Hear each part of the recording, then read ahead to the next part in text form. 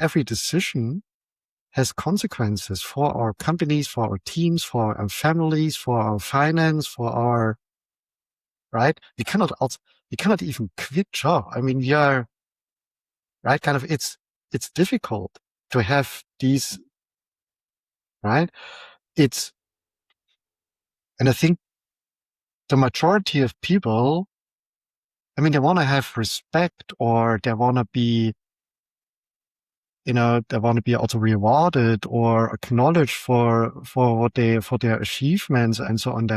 This is what they want to have. They also want to, whatever the feeling that they learn or that they multiply their potentials, but always to a certain extent, right? Kind of, if really, if the sales number drops and the cost is going up and cash gets thin and other pressures come, right? It's so convenient to say, let's wait until the one at the top is deciding.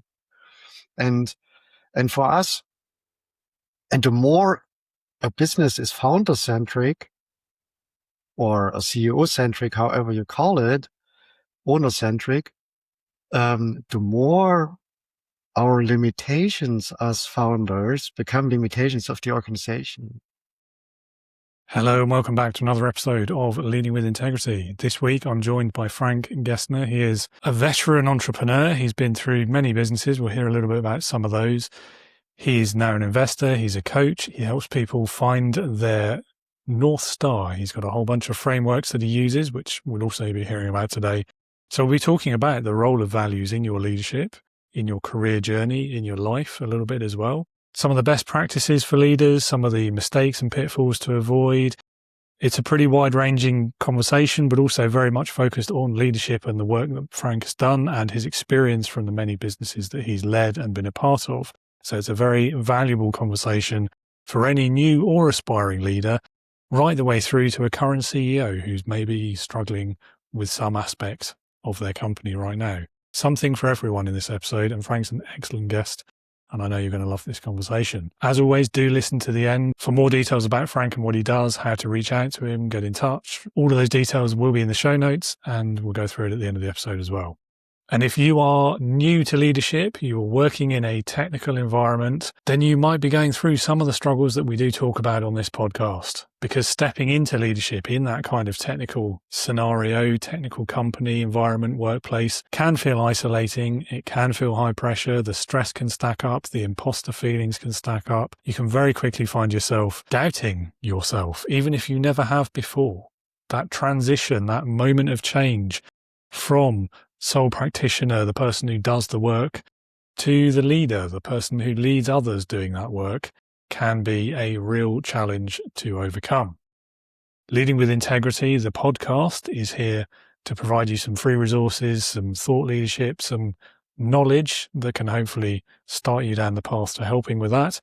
And then a step beyond that is my Integrity Leaders community, which is purpose-built for new technical leaders like you. Is designed to surround you with shared experiences, practical guidance, a trusted network of peers, and much more besides, with the end goal of helping you grow into the confident, capable leader that you want to be, and doing so faster and preferably without losing a part of yourself in the process. And you don't have to be a sci-fi fan, but it certainly helps, because I do tend to frame a lot of the learnings in a sci-fi wrapper with a reference or two. We're big on the pop culture in the community. As I say, you don't have to be, but it helps.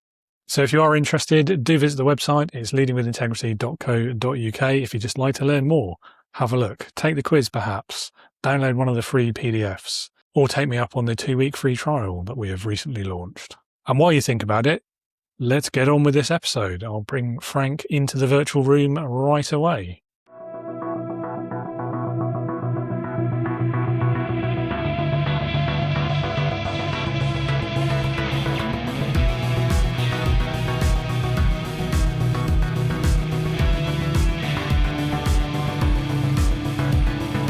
Welcome to the Leading with Integrity podcast.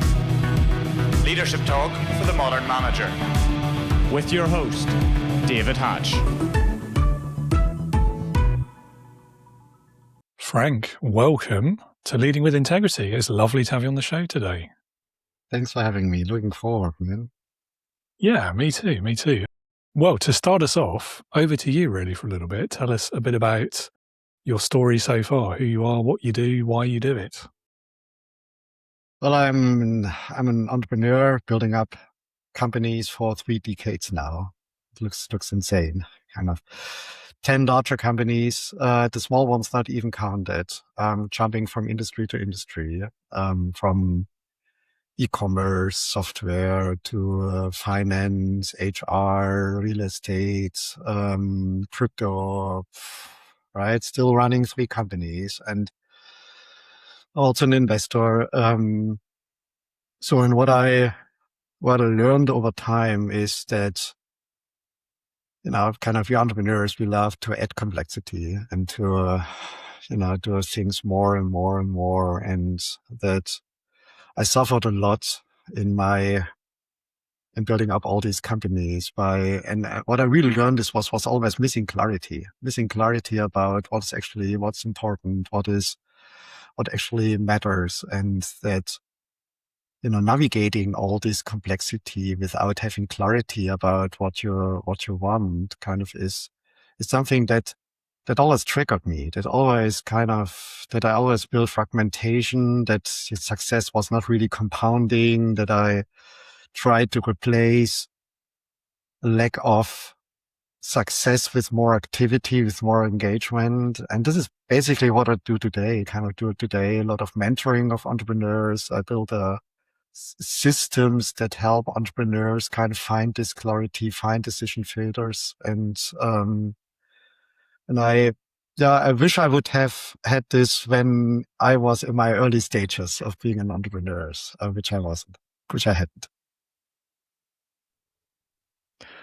I feel like it's one of the great ironies of human nature, isn't it? This need to overcomplicate things and make them ever more complicated, even though we also as a group aren't great at dealing with complexity, and yet we still insist on creating it. It's a weird one. Right. Absolutely. Right. And we do it all the time, and especially entrepreneurs. Right. I think we have to have a certain higher level of ego just to keep going. Right. And my ego was also always my enemy. It's good that you have this big ego to say, you know what, you can win in whatever circumstance and market and country but on the other side, it also forces us to, to do things, kind of to add projects, to add, right? And I think good leadership is rather being clear and eliminating than adding, right? And subtracting is more important than adding. And it's also much harder, than adding. Yeah, it is, especially when you're like the owner, founder, the entrepreneur, the person who had the idea, the ideas person, I suppose, because you get quite attached to some of those ideas, don't you? And you don't always want to let them go, or you want to play them out as far as you can and see if they'll work or not. And there's always just one more thing I need to try before I drop this thing. And yeah, it's a classic challenge, isn't it? Right. And of course, the ego of it as well. You don't want to let go of things that were your idea. That's right. Yeah, that's what I do today. There are 2 systems I use. One is LifePilot. It's kind of an inner leadership system that you found out what the hell, why I'm actually building up this company. What do I really want in life? How many entrepreneurs build up companies they hate, they don't like, right? So they started with something, then they had to pivot over time, and now they see themselves running a company. Whatever, they said, initially started whatever as a tech company, and now it becomes a consulting company or the way around. And I don't actually do this, right? How many entrepreneurs build up an awesome companies, but losing their health, losing their families, losing their community engagements and everything else, right? And then 2 years later, even this has resulted into an outside success, like whatever, a good exit, right? They regret. Right. How many of us spend 60, 80 hours a week? And I have seen myself being in these shoes as well, right? And then at the end of the month, I see myself sitting on the couch and say, what have I really reached? And how, right? Kind of the balance between how much I work versus how much I really see progress is sometimes insane. And the more we allow complexity to increase around us, right? The more the fight for resources, the more trauma, the more, right? Kind of. So therefore, kind of, I believe that inner clarity, what you actually want, is the core of, of also, I think also of leadership. Yeah, I think so too. It's one of those things, isn't it? So in the entrepreneur sense, I guess it's understanding why you're doing what you're doing. And I think you're right. I mean, I've worked for a few. I've certainly encountered a few others as well. Like they start the company for the wrong reason. So the classic one is to get rich quick, right? Right. They think they're going to be an overnight millionaire. And when that doesn't happen, the longer it doesn't happen for, the worse it gets in terms of their mindset, which then has a knock on into their leadership and the way they're dealing with people in the company. So it's all becomes interconnected. And then I've also seen it slightly variation on that theme, I suppose. The real techie types, the ones who have that cool technology idea, and that's the thing they care about, and that's what they start the company to do. And then very, very quickly, as the company starts to grow, especially when it's successful, they find themselves not really being able to or allowed to by their shareholders to keep working on that technology, that idea, that cool thing that they think they started the business for them to do. And they're not allowed to do it anymore. And you can see that sort of moment of realization, I guess, like, hang on a minute, this isn't what I signed up for. Right. Yeah. Right. And I experienced the same, right? Kind of being fascinated by technology, which is in the end having a solution. You look for a problem that fits to it, right? Which can sometimes be a good way. If it's really kind of a good solution, you just have to find the right problem. The solution could be a benefit. However, it's also, I think, over time, we as founders, we also have to find a role in the company. So I studied computer science. I was on the keyboards, kind of in my early days. I always believed to be a good leader also for the developers I was leading then. Being the better expert, being the one knowing more, or seeing the long-term technical vision or so. No, it's not our role as a leader. It's not, right? We have to, we have to serve the others around us that they can become more successful with us than it would be ever possible without us. And I had to learn this the hard way, right? So if the organization, so the second company I built up were a couple of thousand employees after, just a few years. And very soon I saw myself being the bottleneck of the further growth, right? So I had to really learn leadership the hard way, and also learn that in this leadership, my own clarity that I know what this company is built for is the one thing that serves everyone around me the most. Kind of, if there's a big problem, but everyone sees, well, the leader is stable, the leader is not drifting, the leader is not jumping on the next opportunity. The leader helps us to take a step back and say, well, what problems do we actually want to solve and for whom? And then solutions become possible and clarity comes back, and right. And we are not adding this another niche market, small, whatever, 2% revenue contribution opportunity. We skip it, kind of, right.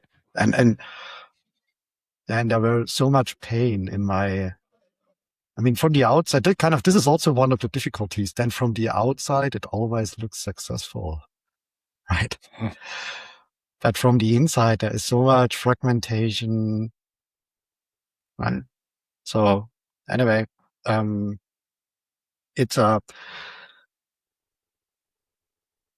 Well, it's something which also motivates me today, kind of to help other leaders, entrepreneurs, founder CEOs, right? So clarity is an easy word, but how to get this? How to find out? I have 3 daughters, already adults. One got married actually last week, the oldest. I was so proud. What I always kind of the one thing I was always telling them, it's so much harder to find out what you want than to reach it. It's so much harder, since if you turn right, there are advantages and disadvantages. And if you turn left, it's the same. And so is this in business, right? Kind of nearly every company, let's say below whatever 10 million in revenue, it doesn't matter which strategy they go or which market they enter or which region they focus on, it's always big enough, right? But to know what we want, what problems we want to solve, kind of, if this is clear, and since this is so hard to find out, and then to have decision filters for the dozens of decisions we have to make every day, I developed a system where it starts with you as the founder, right? Kind of what is driving you? What do you want to do with your life, right? And how can your business contribute to this and not be in the way, right? What does it mean long term, right? Kind of if you see yourself in whatever, name it, 10 years or so, what do you want to be? Kind of what is this? And what does it mean for your family, for your community, for your health, for your fitness, for your financial independence, for your personal growth, whatever, right? So have a kind of a North Star for yourself, right? If there is clarity about your own North Star and your company fits perfectly into this, decisions in the company will be much easier, right? So, and then when you have this North Star, if you found your identity, kind of your why, your core values, your priorities in life, and so on, and then you found your North Star, then it's easy to say, well, okay, for the next couple of years, this means this and this is really truly important, and this also means then you can break it down for the annual priorities, for the quarterly focus, for the you can really come up with decision filters for yourself, and if you are stable for yourself as the founder, CEO, or however you call yourself, right? Everyone around you sees you stable and is following you, right? Every company, or let's say they put it, the more a company is founder-centric, the stability of the founder becomes the stability of the company. If the founder becomes unstable, right, not actually really knowing where to go, the entire company tries to somehow works around it by usually adding more projects or saying yes to more opportunities. Which means that, and I also see it in my companies, same. We had, whatever, there was one company where we were working 2 years on an MVP, right? Since there was no real clarity which problems we actually want to solve with this, right? So money was running out. The less money we had, the more projects we accepted for additional revenue, kind of all these kind of then complexities increasing like hell. Complexity increases much faster than resources were able to come in, right? And yeah, and then and the entire organization is in trauma, is in daily trauma, right? And having clarity is for me a key. So this is why I'm doing what I'm currently doing. Yeah, we'll come back to the word clarity in a little minute. But I want to pick up on this word stability, because I think first of all, there's a lot of familiar themes in what you've just talked about. I think, that taking on the extra projects, adding the complexity. I think anyone who's worked in a startup has experienced that. This question of stability, you're so right when you say those founder-led businesses, the stability of the founder is the stability of the business, 100%. I do think, though, there is this maybe over-reliance on stability in terms of an individual and their position, whether it's the founder or key people in the organization or just everyone. Like, we think a team that stays there for a long time, like longevity of employment with your business, is more stable somehow and better. In my experience, I mean, particularly these days, and in not just in the tech industry, but certainly that's maybe one of the clearest examples of it. Job turnover is faster, and that's normal. Like, compared to how it used to be 20 years ago, people change jobs every couple of years in some of those industries, and that's seen as not just normal, but a good thing, because they're going and they're getting wider experience. I do think with the founder, maybe we're looking at this in the wrong way when we look at stability. So one of the most successful business owners I've ever met, what he was really, really good at was that starting phase. So the idea, setting up the company, growing it to a certain number, maybe like 2 or 3 years in, and then saying, right, that's my bit. I'm not very good at the next bit, so I'm going to hand it over to someone else, and I'm going to go and start my next one. If you need me for anything like PR or supporting a project or anything like that, or some technical insight, you know how to find me. I'll be right back, and I'll maintain my shareholding as well. So, I'm not abandoning the business. I just know that I'm not very good at this next bit, so I'm going to hire someone else to do it instead. And I'm going to go and start my next one because I've got this other idea. And on paper, that would sound like quite unstable behavior and not very good for that business. Like, they would feel abandoned almost. But in practice, I mean, he made it work brilliantly. As I say, he's probably the most successful person I've ever met. But I won't drop his name because I think that's unfair on a lot of people. But I do think that, so there's something there, I think, around, and maybe this is the clarity that you're talking about of knowing yourself and knowing what you're good at and knowing when to let go. Right. Which a lot of founders, and we're back to ego again, aren't we? And not wanting to let go of things because it's your baby, in inverted commas. And you have this everywhere, right? Kind of I think in the early stage, in the seed stage, or in the, building up a company, until product market fit or until a certain revenue level or team size, which is usually kind of the first couple of years. Companies are by nature, founder-centric. And the founder is very often a type, in Bloom, which is an operating system for companies. It is called the visionary kind of, it's actually role defined for this, right? Kind of the one who is rather working on the company than in the company, having kind of the tech vision, the right. So, and many of and kind of your example, right, is what I really like is kind of there is clarity about, I'm really, really good in this phase of time, and I would get bored, or I'm not really the best one in the, in the scale up phase or in the mature phase. And he steps out. All right. It's not actually needed. There is not a requirement to step out if you realize for yourself, but you have to find another role in the leadership team for yourself. Right. You say, well, let's continue to be in the leadership team, but get rid of all operational responsibility, right? Hire a CEO, build up a leadership team of 5, 6, 7 people around me, which business operating systems like Bloom or EOS or scaling up can really help to do this. Kind of, you don't have to reinvent this. There are hundreds of thousands of companies before you have went through the same phase.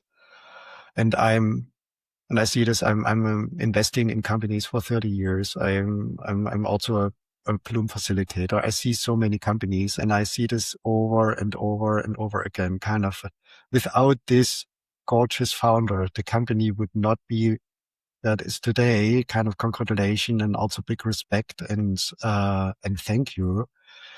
But even this visionary founder realized that I'm the reason for the plateau we currently experience. I'm the bottleneck. I'm much too operational. I'm not even able to fulfill on my visionary role, since I'm busy with budget, employee feedback, whatever, right? Kind of board meetings, the sales funnel optimization, whatever, this operational things that needs to be done. And usually I'm a typical visionary by nature. So, and, I also always had this role in companies. And when you understand this, you have clarity. This is what I wanted. This is what I have fun. This is what I'm really good at. Right. So today I'm the mentor of the CEOs of my companies. So I'm no longer operational, and my value contribution helping the CEOs to make better decisions in my companies is so much higher than if I would be the CEO myself. And to understand this means clarity. To try to ignore it and to compensate it with more activity and more engagement is usually what I see around me. It's that, I mean, we talk about self-awareness a lot in leadership. I think this is a really great example of it at like the top level of a business, which we maybe don't touch on so much.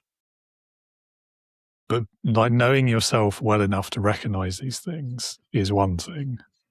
And then, as we've said, like being able to set aside the ego long enough to actually act on that knowledge, I think that's the real trick of it, isn't it? And I think that's why it's quite rare.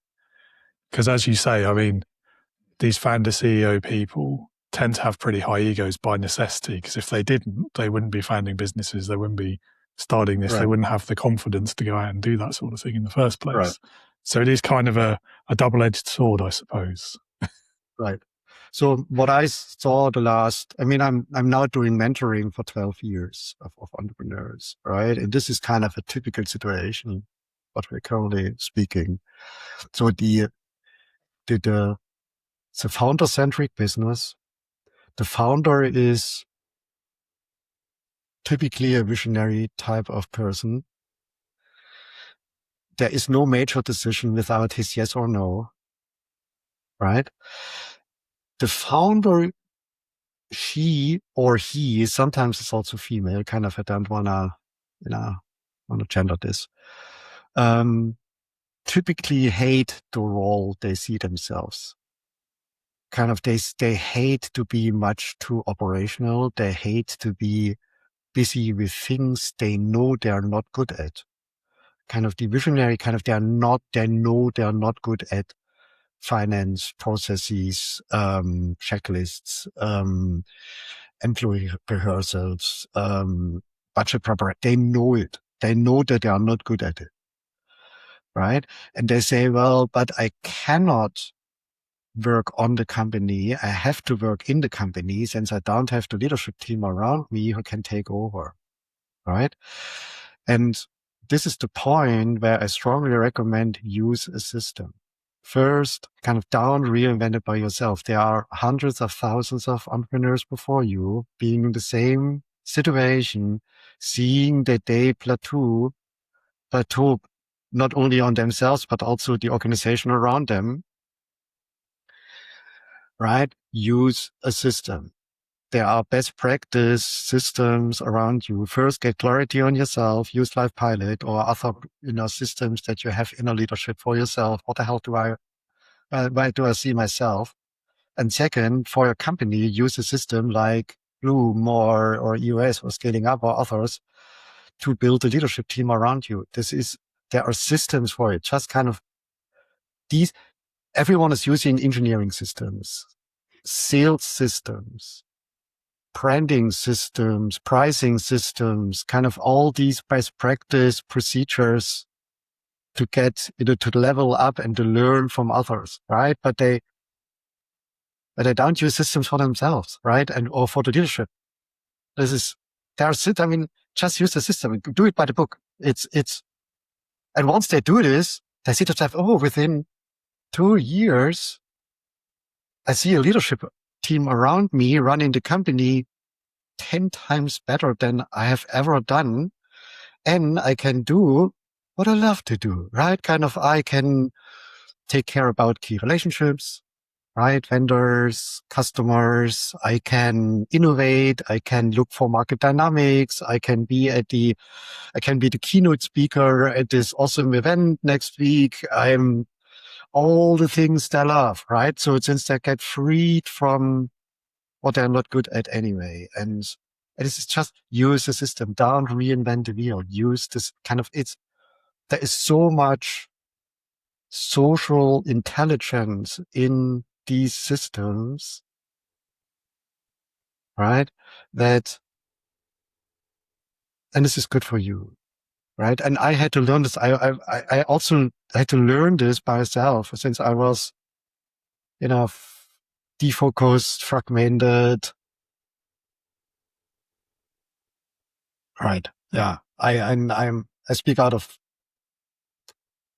if you look at my LinkedIn profile, everything looks gorgeous, but there was a lot of pain in between. A lot of pain, and also downtimes and dark moments, and so on. And these systems can really help myself. Right. So often the way, isn't it? Yeah.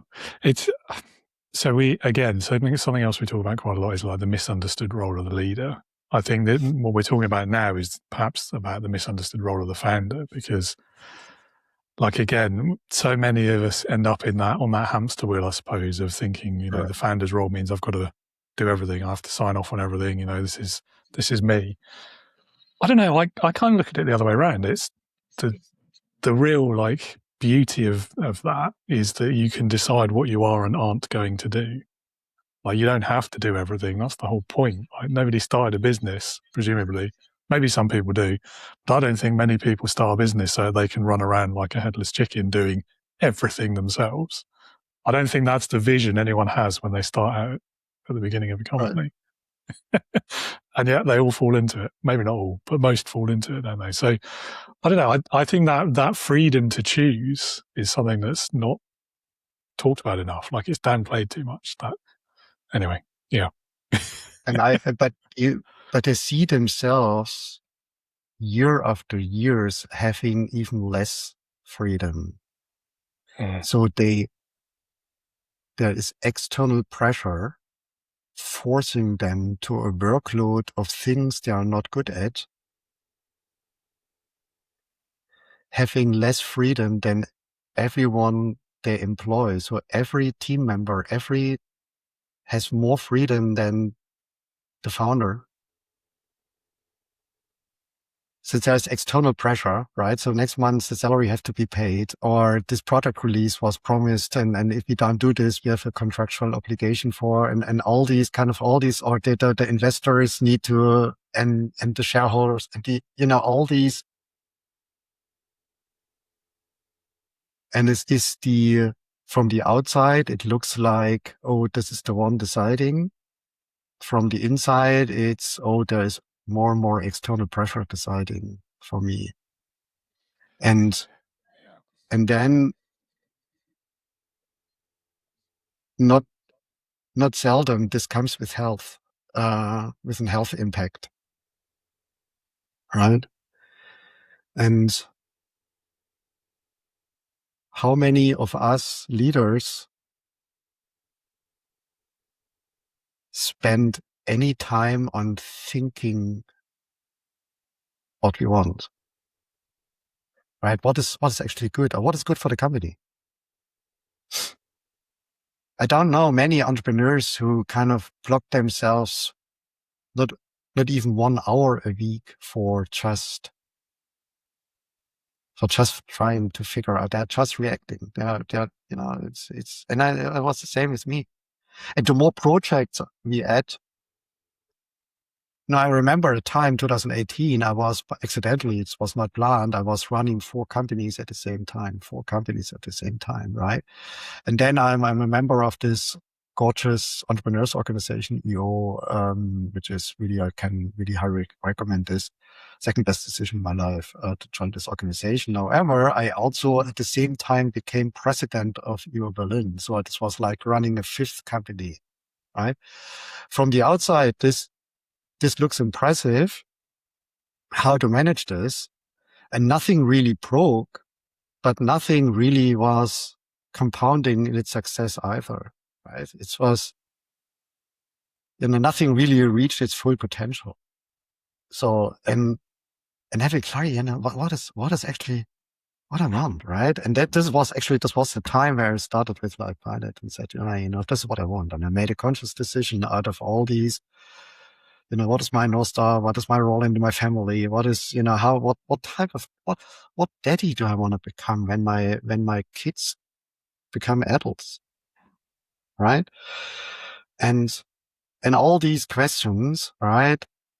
This helped me, for example, to make a decision to become non-executive, right? So that I'm no longer CEO of any of these companies or not only any new company. And having this inner clarity brings stability, and stability compounds success, right? It's not a kind of what I had to learn is that, we speak about personal growth or becoming a better version of ourselves or becoming better leaders and so on. And clarity definitely helps with this, but it's not what I mean. I mean that it's a precondition for kind of, if you don't have inner clarity, how will you lead someone effectively, right? How can you be good at getting rid of projects instead of adding new projects? Right. Anyway, that's 30 years experience, which lets me look like an old man. Surely not.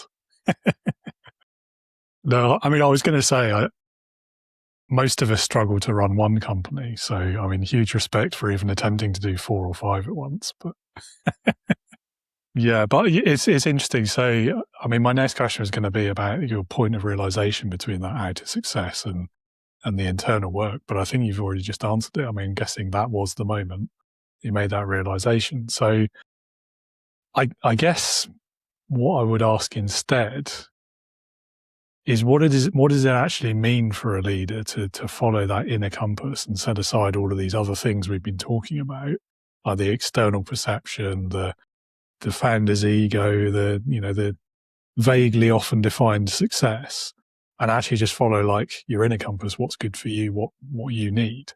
So what I try to help in my mentoring or when I work with companies or other entrepreneurs is having that.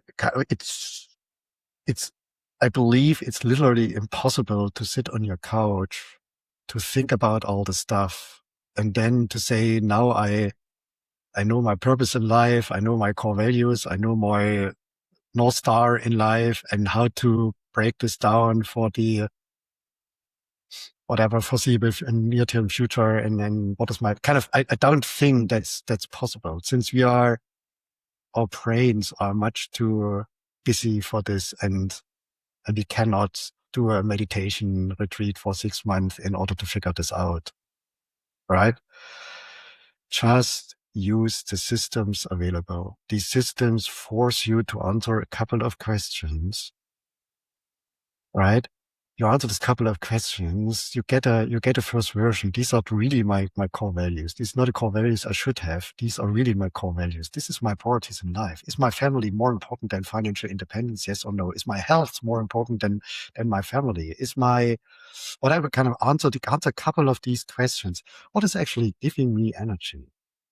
Right? What is, the more I do it, the more energy I get, instead of the more I do it, the more vacation I need. Kind of, no, what gives me energy? What is my purpose in life? What is driving me? Right? What version of myself do I want to become? Right? Do I want to become a charismatic leader? Do I want to become kind of the inner peace, Buddha-like, whatever? Do I want to become what is how healthy, what is a person kind of, and answering all these questions, there are systems for it, systems optimized for decades. LifePilot is, so many people worked on LifePilot so that the questions get easier and easier and easier to answer. There is even an app around it. have a couple of hours, just follow the process and you get clarity. And once you have clarity for yourself, just use the system. I mean, who would now try to invent a new sales system? I mean, there are so many sales systems out there, right? Kind of just take one and implement it. And once it's running well, maybe you customize it a little bit, but you will not, who would now invent a new engineering system, right? For whatever production or software development, right? Kind of these systems are available. Just use systems, right? There is so much intelligence from thousands of people who have already worked on this and made the systems better and better and better, right? And then, so with LifePilot, for example, you get a so-called flight plan, a founder's five kind of, you have a flight plan, and this flight plan gives you decision filters. We founders, we make dozens of decisions every single day, right? Small decisions, but also very, very big decisions and many of these decisions have long-term impact. And how can you make these decisions without having any guidance, any, kind of, you need some, it's not a matter of intelligence or a matter of, getting more motivation. No, it's not a lack of motivation. It's a lack of clarity. And clarity is like a muscle. It's like something you can just train with. And we speak about a couple of hours, right? Kind of, we don't speak about, going into psychology or therapy or also you don't need a coaching for 2 years or something. Be brutally honest with yourself what you want. And it's really hard to know what you want, right? Since every kind of, oh, I want to become rich, I want to become famous, I want to become whatever, genius, or, but every item of this has advantages and disadvantages. What you truly want? What do you want? And once you know this, doors get open, you meet someone, you read something pops up in YouTube, you get faster to it as you can ever believe, right? And once you have your inner leadership, right, with LifePilot or others, you can use systems in your company, operating systems in your company, how to do meetings, how to align, how to prioritize, how to execute, right? Very important, how to simplify your business. All successful business models are simple business models. We try to increase complexity. Now the small things is to decrease the complexity. And there are systems for it. It's nothing you can just say, use the system and get back on focus on what we really want to solve as problems in the market, or why we're here, or what revenue we want to make, or whatever. Right? And then you also become a good leader.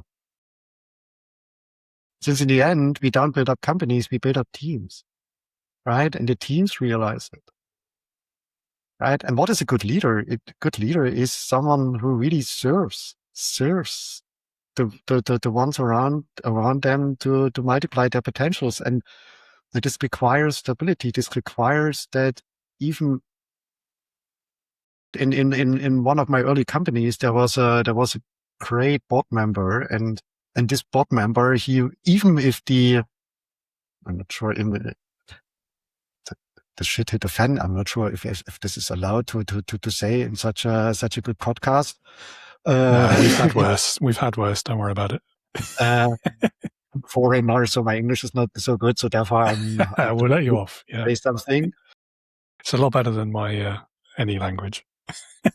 So, and even if things were really, really difficult, he stayed calm and he was so stable. He always brought us back. Why we're here? What is our long-term big, hairy, audacious goal? Where do you want to be in 5 years? What does it mean for the company in 3 years? And then it was kind of having this clarity, having this, right? And this makes a good leader. Being stable, being emotionally stable, being clear, being kind of giving everyone the support. And then our teams will make better decisions than we could ever imagine. I think you've hit on one of the reasons why I find this subject so fascinating and relevant, because it may seem like on the face of it, this isn't really relevant to like the new leader, the first time manager, but it very much is, because of what you've just hinted at, which is this leading by example piece. So I quite firmly believe, like, whatever your organizational structure may look like, if the top leadership isn't exhibiting the behaviors, then no one else is either. Because why should they? Like, if the person in charge at the top, don't like those phrases, but you get what I mean. If they're not willing to do it, if the business owner isn't willing to follow these established patterns or systems or behaviors that we do or don't do around here, that kind of thing, then why should anyone else in the company do it? And I think that's a really interesting aspect for when we talk about looking for clarity, for knowing yourself, for like the way you interact with each other. It does set that example. And as you've said, like, it's leading teams of people. If the top founder person in the business does these things, so are their direct reports, so are theirs, all the way down to that first time new manager, even to like the grassroots level of the business. Everyone will pick up that this is the way we do things around here. This is what's expected of us. This is how we deal with each other. This is the knowledge we need to have about ourselves, about our jobs, about the business, and so on and so on and so on. And it all just compounds into what I think is effective team culture. It is. It is. And don't reinvent it, just use systems to figure this out. It's the effort is a fraction of what you think. It's just do it. And don't run your business, don't reinvent the wheel. Yeah, I mean, that reinventing the wheel thing, again, I've seen that problem in so many different aspects, like from just like a basic product idea of this is what our company's going to do. And you're like, okay, but 60% of that, we can just get that off the shelf. We don't need to build it. No, we're going to build it. Right. But why? Like, it's, I don't know. Maybe that's back to ego again. I'm not sure. Yeah, I think it's a part of ego. Yeah. I think, yes. I was all my career, I was always believing that I'm the smartest in the room. If there's one person intelligent on this planet, it's me. If there's one person who can really understand the market or the technique or the product or the whatever, right? Kind of, it's me. So I have to tell the other how to do this and to, or show by example, and then they will learn from it. It's so damn stupid. That's not my role as the leader, and it's putting me into a bottleneck position since it's super convenient for everyone around me, right? Kind of, if there's a big problem, call Frank, right? It's super easy for everyone around me. So, and then, it's true, right? Even kind of the companies I left, right, where I was the center of everything, and then I left the company since the company was sold or whatever, for other reasons, right? A couple of weeks later, no one was calling me anymore. I mean, it goes on. It's so easy to overestimate yourself if you're at the top. So that's a great point about it's easy for everyone around you. It's something I've not really thought about before, but actually, so I have worked for someone like this in the past where every decision had to go through this person. And you're right, like in hindsight, there was a period of several years where that was like the easiest job I've ever had because there was no responsibility. I didn't really have to stress about a decision. You just wait for the instruction and you go. So in that respect, that was quite nice. I think though it's not sustainable over the long term because people aren't static. They're not going to sit there and live with that forever. They'll get bored. They'll want to further themselves, their careers. They'll want to develop. They'll want to learn new skills. Absolutely. They'll want to have a bit more respect than that as well. And so when they start trying to kind of flex those muscles, how that leader then reacts, I think, is make or break for that relationship, potentially for that company as well. It depends. But that is a great point, though. Like there is a certain, I don't know, safety, I suppose. And it makes me think of a paper I read years and years back, like autocratic leadership. So I was studying it at the time. Now, I've always hated that approach to leadership. I don't think it is leadership. But there was this very interesting paper, and I can't remember the author off the top of my head, where they talked around in the context of this like happiness at work kind of piece, that their argument was, or their research suggested, that actually working for an autocratic leader can, in some situations, create a happier culture because people know what to expect. They have that safety of knowing they don't have to make decisions. And as long as they've accepted this autocracy, they will generally be happier. And I did find that at the time I was a bit like, no, this can't be right. This is rubbish. No, I'm not accepting it. But now I think about it, maybe there's something in it. I don't know. I'm very confident. I mean, if you ask around the people around you, if you just ask them, do you want to have a life where you are in the driver's seat, kind of a self-determined life, however you call it, in right? Everyone would say yes.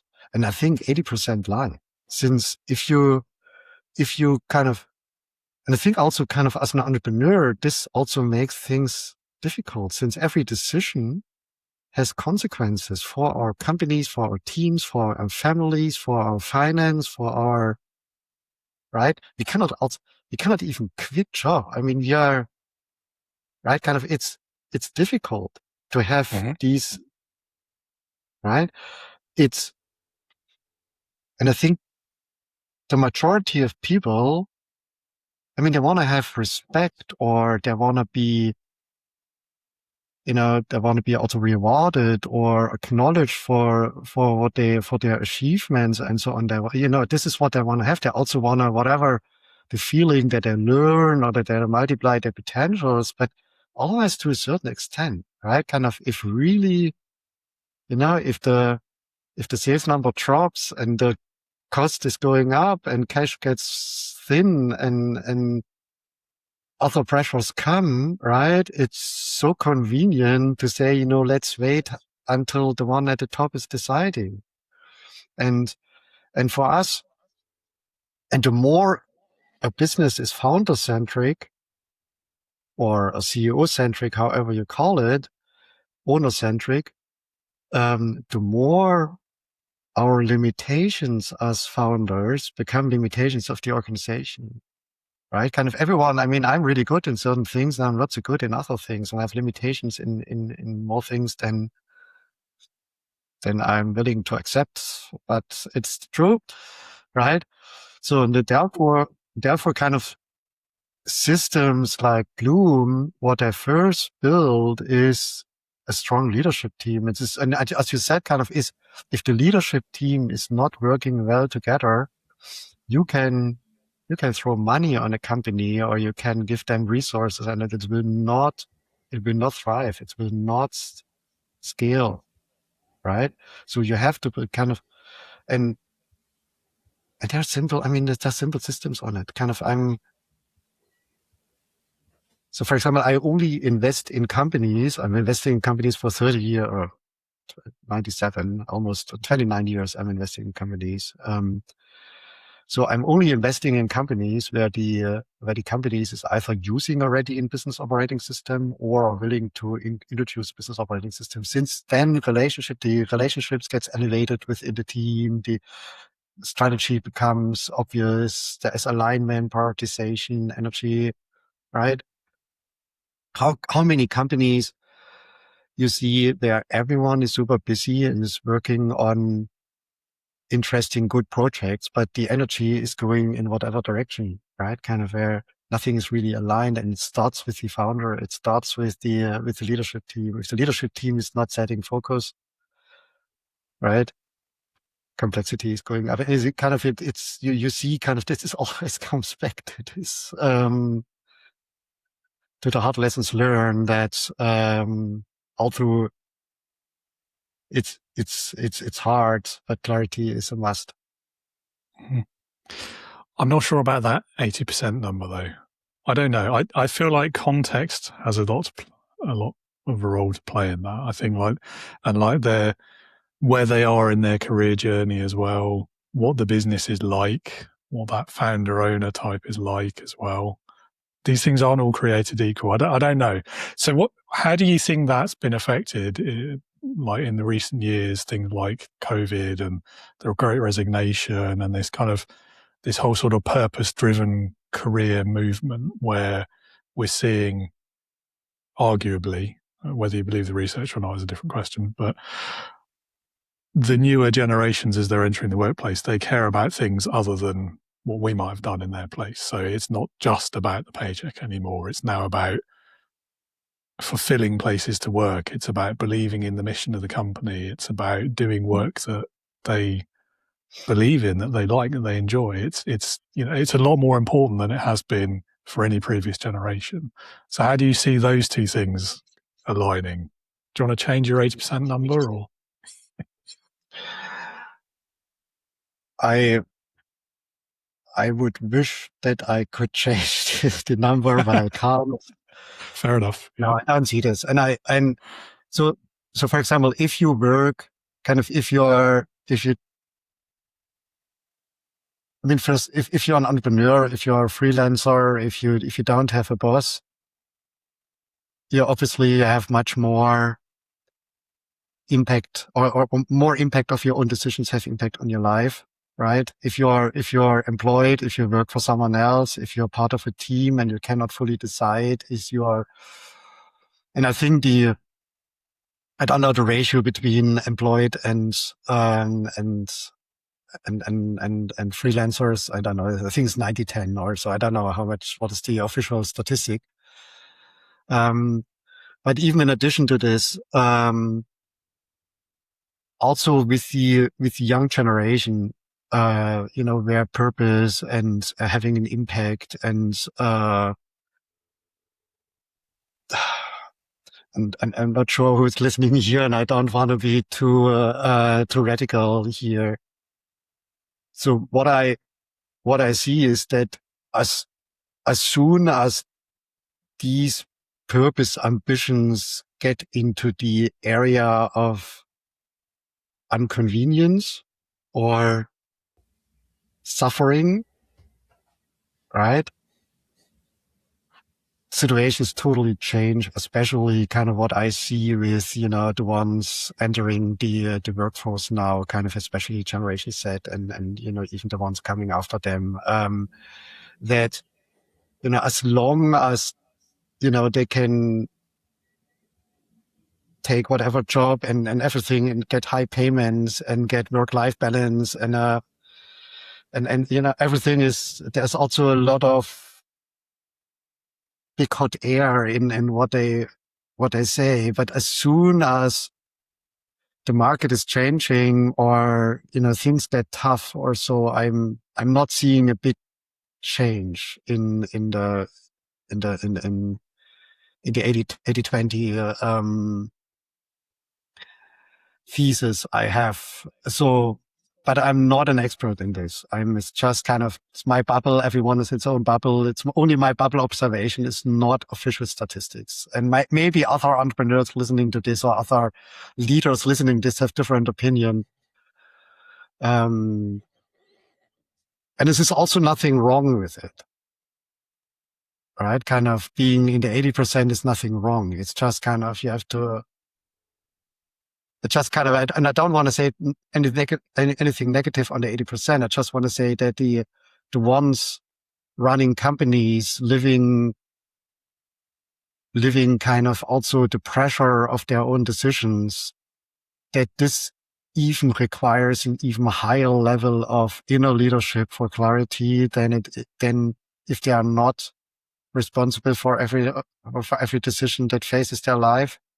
Right. This was only the message that especially for the leaders listening here, for the ones who make decisions not only for themselves, but also for their surrounding, the more clarity they have, the better they can live with the results of their own decisions. No, that's reasonable. And it was a slightly unfair question. I apologize. I was just curious. I don't know. So my gut feeling on it is that you're probably right, at least in terms of when things get uncomfortable. So, I mean, right now, economically, times are not the best. And I think that probably there's a certain reality check that comes at that point, isn't there, when it becomes about feeding yourself and your family and keeping the roof over your head. And so those loftier ambitions are set aside for a while. And I think probably everyone has been at that point in their career at some point or another. I know I have.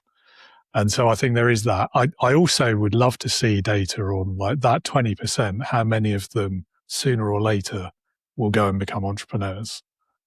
I reckon that's probably most of them, isn't it? Because you're not going to keep, if you're in that 20%, you're not going to stay working for someone else for very long.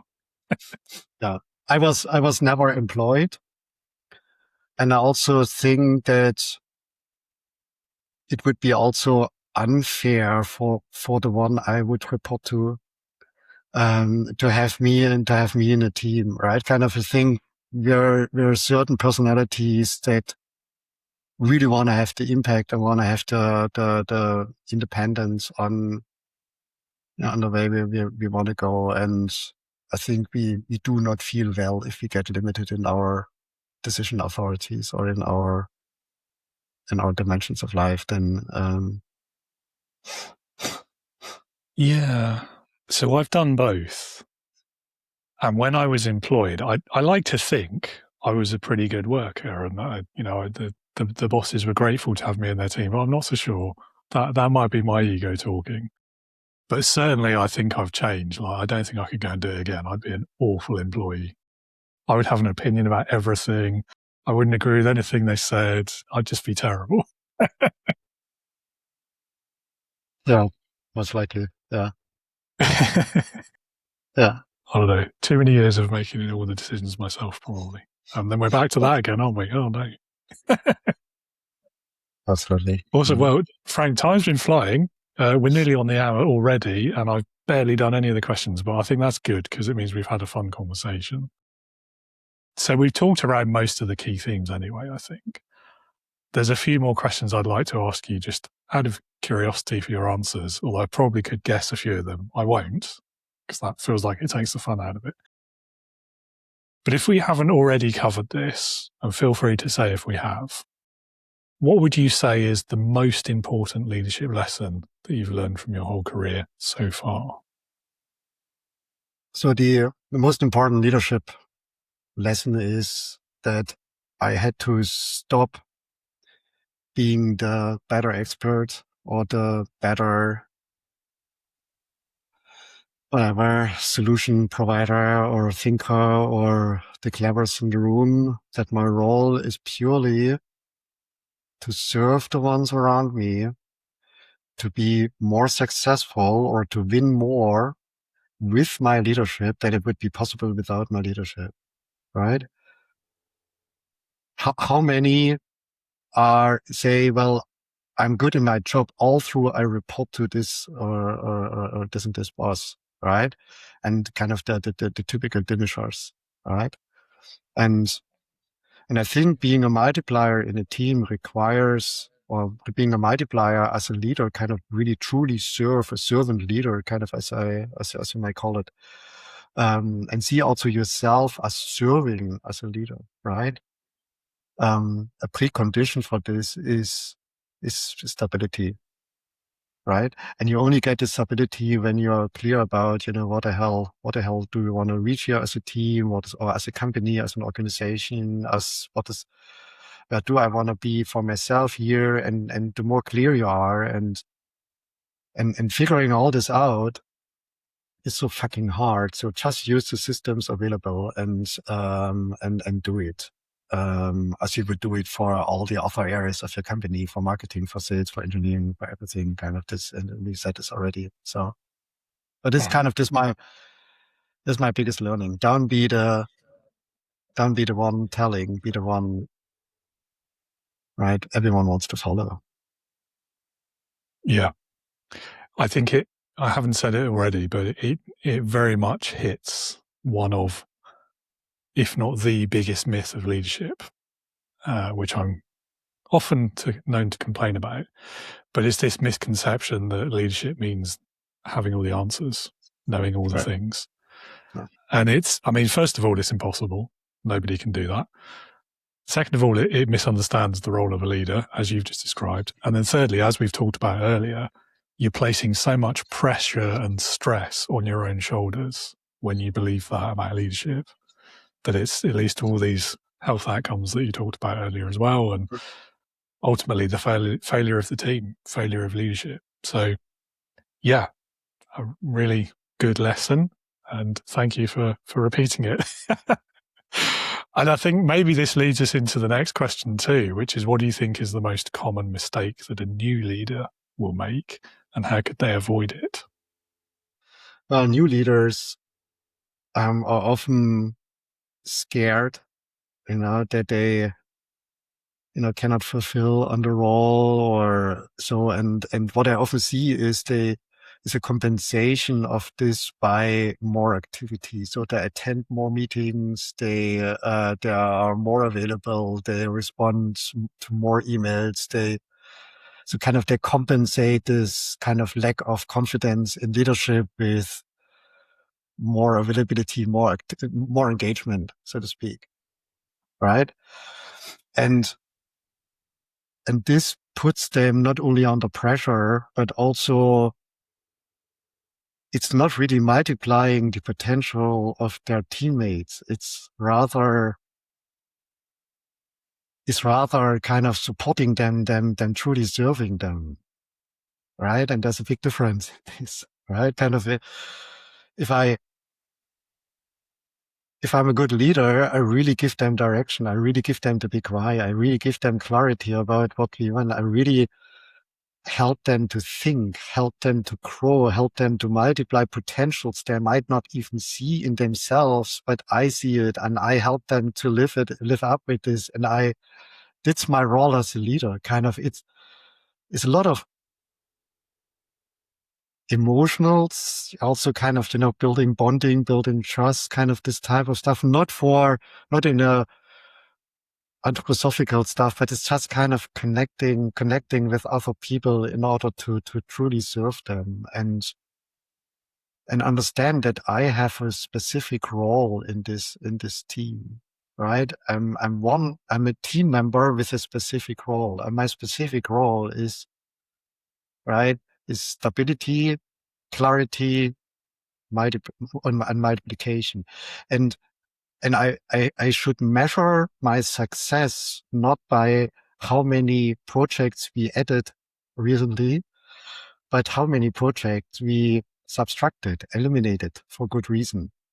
So how kind of wrong leaders or kind of not so good leaders build busy teams.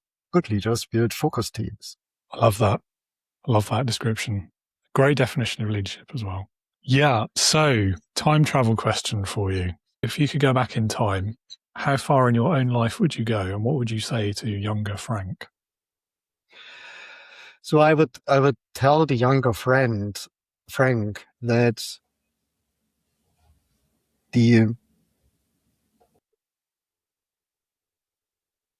I should really also find focus for myself, more focus. I was always jumping on too many opportunities. I said rather yes. If something came up, then I said no. Out of curiosity, also kind of the ego topic we had, right? I have no idea how to do this. I'm confident that I will figure out on the way, and we will somehow get it done. And I also would tell him that ambition, and I was always ambitioned, and I love to be ambition. Ambition does not mean more. Ambition means less. Right? Why do I run this company? Why do I spend so many hours every day on this project? What is actually what I want to reach? Right? What is driving me? What is in for me? Right? So for example, what I currently do is kind of with all this mentoring and LifePilot and Bloom and so on. I understood that my purpose in life is having a positive impact on myself, kind of growing, learning, living a healthy life, and on everyone around me. Right? And when we, David, we speak with other, and when you said, I spoke with this Frank, and I grew a millimeter on this, or right, kind of, I'm happy, right? Kind of, or it could be also whatever, it could be the Uber driver or the woman selling flowers at the train station. So I give her a smile. Kind of this gives me energy, right? Having an impact on a leadership team and where everyone has innerly quit already and I see them smiling again. This gives me energy and I can do this 24/7, right? Kind of, I understand I have clarity about what gives me more energy. And with this clarity, I can work.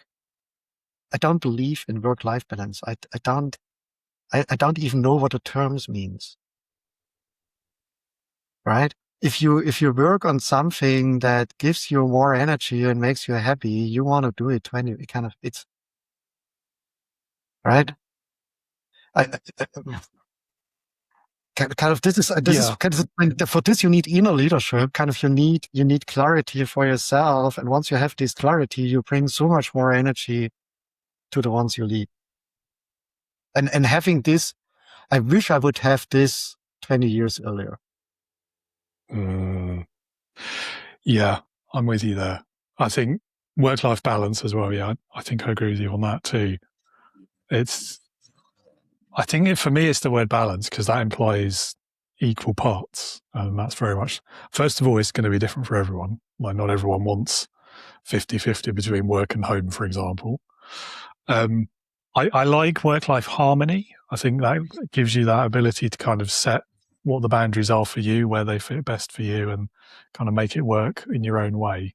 But I don't know. It's all just buzzwords, isn't it? If you belong to the 20%, coming back to the 80-20, if you belong to the 20% and you see yourself in the driver's seat of your own life and fully in the driver's seat of your own life, then there is no differentiator anymore between work and life. Yes, but so in the context of everything we've talked about, particularly things like stability and taking on too much work and the stress and all of that, I do also think it's important to have some sort of boundary where you can have downtime and just think about something else for a bit. I think, a lot of founders, I mean, we hear a lot about burnout these days as well. I don't know, for me anyway, I find it's better that way. Right? It's totally related to this. And it pays into this kind of, if you get rid of the part of your work life, for example, which you hate, right? Or which brings you into, or you work on projects which is not really contributed to your long-term goals. Kind of, if you have really true clarity about why you're here, right? Then work and life, there is no, however, kind of, this is a different topic. And I'm quite certain about this. And I also spoke about this a couple of times. And also we had a lot of discussions about this. And this is also only applicable for the people who are able to make decisions for themselves, right? Which is, the 80-20 again, kind of, if someone else tells you, you have to take on this project or you have to overtake this responsibility or role. I mean, obviously then you have to limit this somehow if it's not contributing to your well-being, and you have to make sure that this is, in balance to your family and others. I'm also confident that we as entrepreneurs, we can only succeed when our professional or business life is in balance with our social family life, with our personal health, personal goals, and with our community engagement. Only if these 4 areas are in balance, we will be successful in our businesses, right? And the more they help each other, they are not conflicting each other. So kind of that's, for example, I want to be financially independent and my family is important. Every time I work, I do something against my family, and every time I don't work, I do something against my financial independence goal. As long as you have too many of these conflicts in your life, right? You discuss topics like work-life balance. But if you get if you lower these conflicts, the more and more kind of, if they get less and less, right? The less you have these topics, right? And I'm certain to say only if you kind of, for me, if I have any conflict in my family, I see how my business performance goes down. If I have a health conflict, right? Or if I have an energy conflict or whatever, I see how my performance goes down.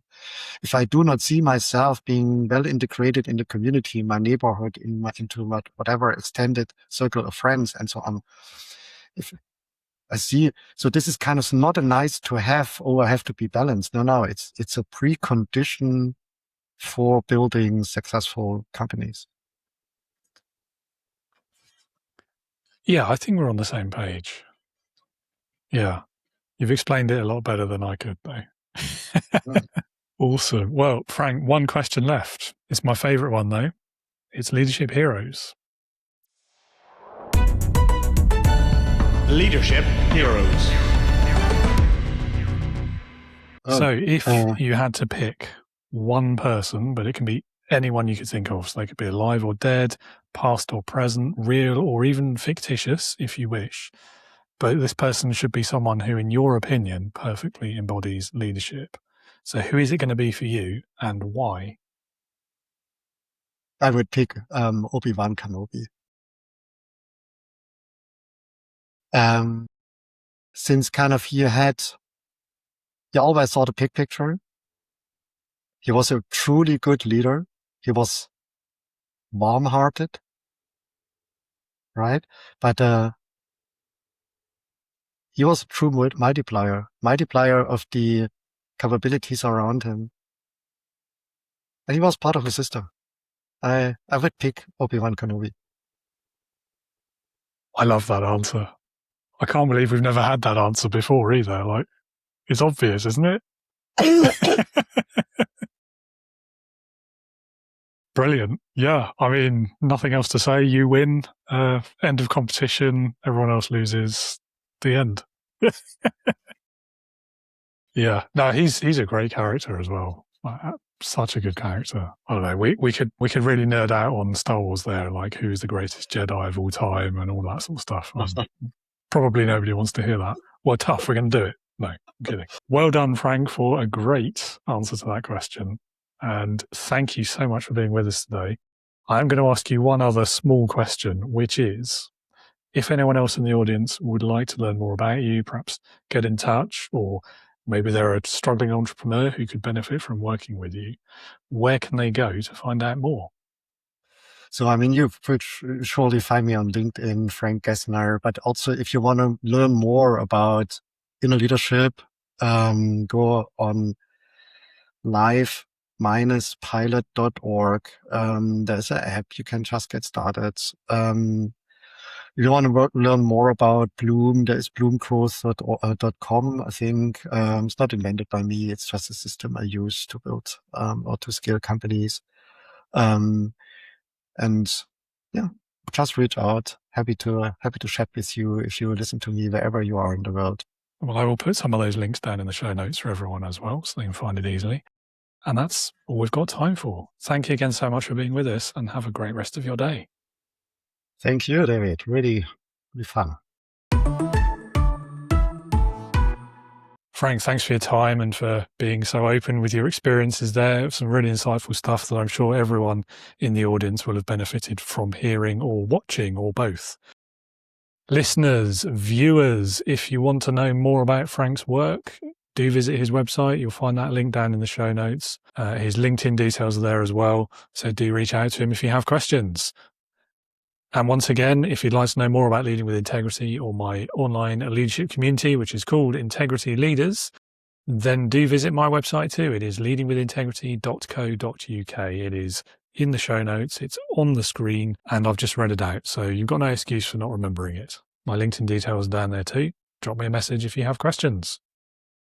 That's all for this week. Next time on the show, we're taking a slightly different direction. We'll be talking about health in the workplace, specifically nutritional and gut health, the impacts those can have on your life and career, what workplaces can be doing, what leaders can be doing to better facilitate better health for their people. And of course, the usual leadership conversations and lessons too. My guest for that will be gut health and nutritional expert Amanda Whitehead.